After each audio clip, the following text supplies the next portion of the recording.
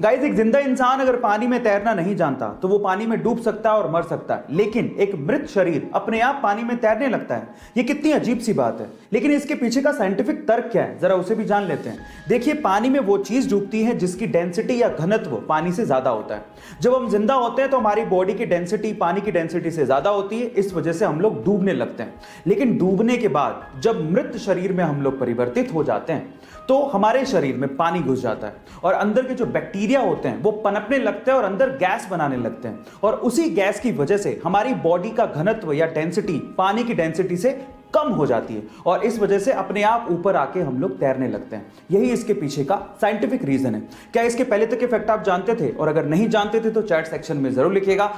एक बार एक फौजी से एटीएम गार्ड ने पूछा कि भाई, आप डेली आते हो और 100 रुपए निकालते हो, इससे बढ़िया आप जरूरत के हिसाब से एक साथ क्यों नहीं निकाल लेते? तो उसके बाद जो फौजी ने जवाब दिया ना, वो आप लोगों को सुनना चाहिए। फौजी ने कहा कि मेरे बैंक अकाउंट से मेरी वाइफ का मोबाइल लिंक्ड है।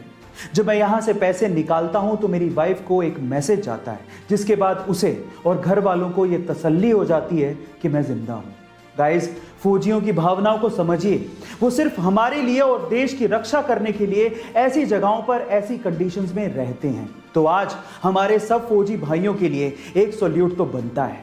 गाइस, क्या आपको पता है कि अंटार्कटिका को रेगिस्तान यानी कि डेजर्ट कहा जाता है? अब आप लोग सोच रहे होंगे अंटार्कटिका को रेगिस्तान क्यों कहते हैं? वहां पर तो चारों तरफ बर्फ ही बर्फ है, वहां पर कौन सी पानी की कमी हो गई?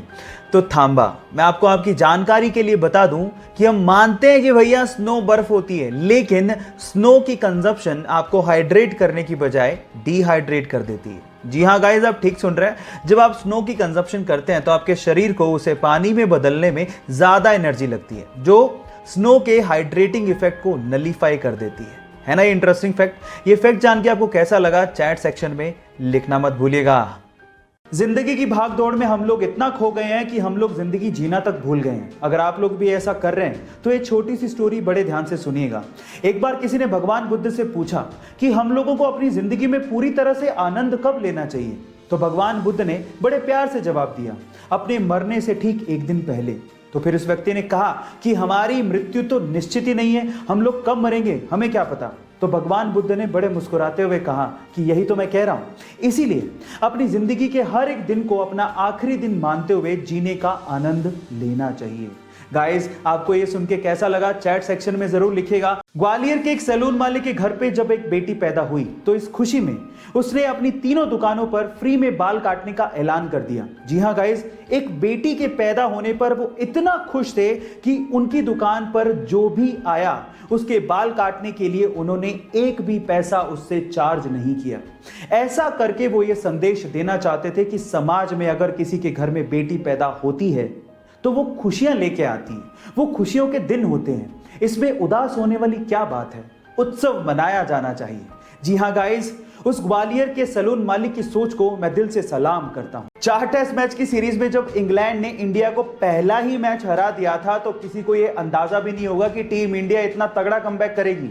आगे के तीनों टेस्ट मैच इंडिया ने कमबैक करते हुए और अपना गेम दिखाते हुए जीत लिए और इसी के साथ सीरीज भी अपने नाम कर ली।